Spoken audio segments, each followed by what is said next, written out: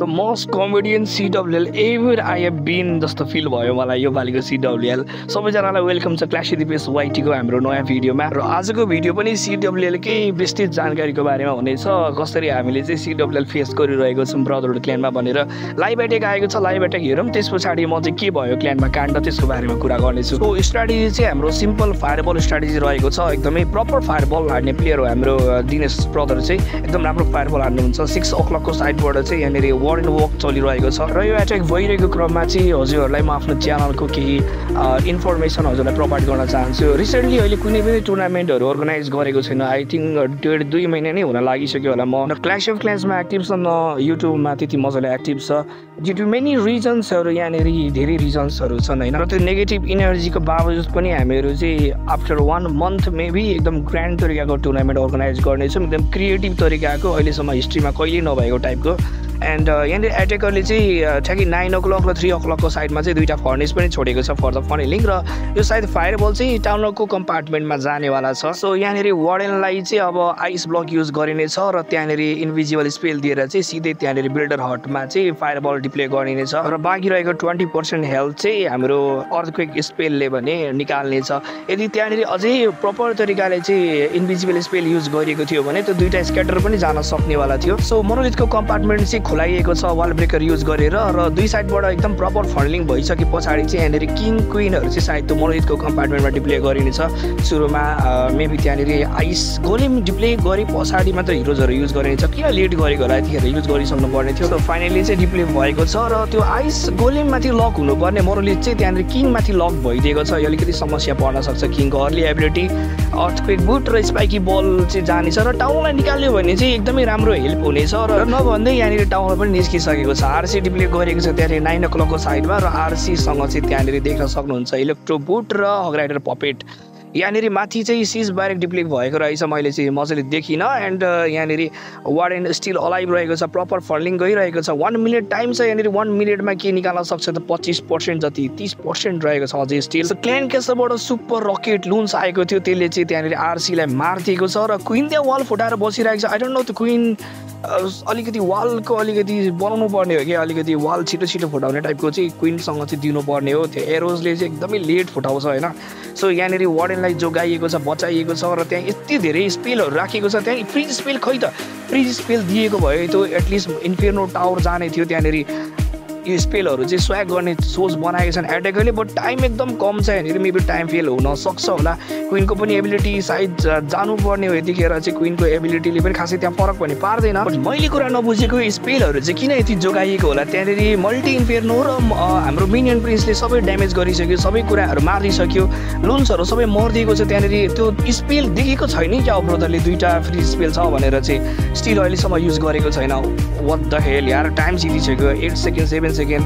र क्विनको पनि एकदम लास्टमा एबिलिटी आएको छ। Oh my God, this attack is time fail है त गाइज, स्याड भएको छ यहाँनिर, टाइम फेल है त। र म भनि नै रहेको थिएँ हाम्रो क्ल्यानमा चाहिँ काण्ड एकदमै हुने गर्छ, र यहाँनिर अर्को काण्ड भयो। ब्रदरले चाहिँ स्वागको लागि बचाएको स्पेलले लास्टमा आफ्नै वाट लगाइदिएको छ। त्यही भएर भन्ने गरिन्छ क्या गाइज, डोन्ट सेलिब्रेट अर्लियर भनेर।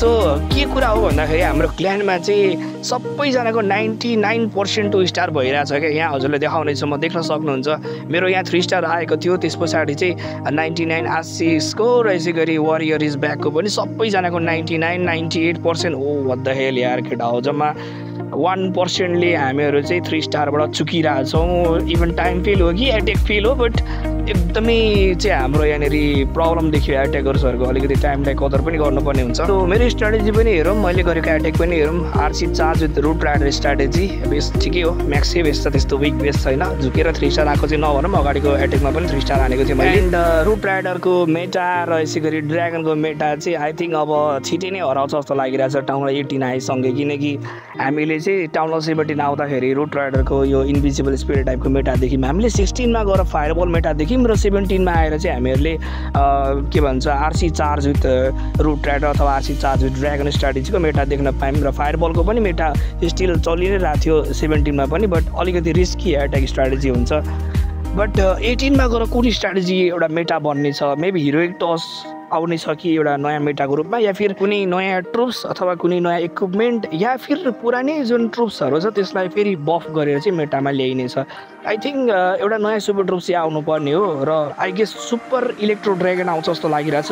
इलेक्ट्रो ड्रागन कसैले पनि युज गर्न मतलब छोडिसक्यो, कसैले पनि हान्दैन अहिले electro dragon. Maybe electro dragon चाहिँ सुपर भएर चाहिँ आउन सक्छ कि जस्तो लागिरहेछ। I don't know, I am not sure about it. र मेरो स्ट्राटेजीमा चाहिँ राम्रो फन्डिङ बनाएको थिएँ मैले। यहाँनिर टाउन हलतिरको साइडमा चाहिँ ओजी गरिएको छ, रुट राइडरलाई एकदमै राम्रो पाथिङ दिएको छ। माथि एउटा विजार्ड टावर रहेको छ, त्यो विजार्ड टावरलाई मैले क्लिन अप गरिदिएको छु सुपर बारबेरियनले, ताकि मेरो रुट राइडरहरू चाहिँ बाहिर नजाओस् भनेर। र एकदमै वेल पाथिङ बनेसँगै यहाँनिर ट्रुप्सहरू चाहिँ भड्किरहेका छैनन्, सबै कुरा एकदम प्रोपर डाइरेक्सनमा छ। तपाईँले देख्न सक्नुहुन्छ यो एयरटेकमा मैले आरसीको जुन फक्सलाई जिउँदै बचाएर ल्याएको थिएँ, रिकल गरेको थिएँ, र त्यो फक्स अहिले पनि अलाइभ छ। र एउटा कुरा तपाईँहरूले ख्याल गर्नुपर्ने हुन्छ, यदि हजुरहरूले चाहिँ आरसी रिकल गर्दाखेरि तपाईँले यदि त्यो फक्सलाई पनि जिउँदै बचाउनु भयो भने त्यसले धेरै फरक पार्नेछ गेममा। तपाईँको एट्याकमा चाहिँ लास्टसम्म यदि बच्थ्यो भने त्यो फक्स चाहिँ 3 स्टार कन्फर्म जस्तो हुन्छ। र यहाँनिर मेरो हल्का ट्रुप्सहरू अब चाहिँ अलिकति डिस्ट्र्याक्ट हुन सक्नेछन्, बट स्टिल इजिली 3 स्टार जानेछ, त्यस्तो टाउको दुखाइ भन्ने छैन। र नयाँ सिजनल डिफेन्स पनि आउनेवाला छ। र नयाँ सिजनल डिफेन्स पुरानो यो जुन हुक टावरहरू भयो, यस्तो क्रसर मोटरहरू, यो सबै हट्नेवाला छन् र नयाँ टाइपको चाहिँ डिफेन्स आउनेवाला छन्।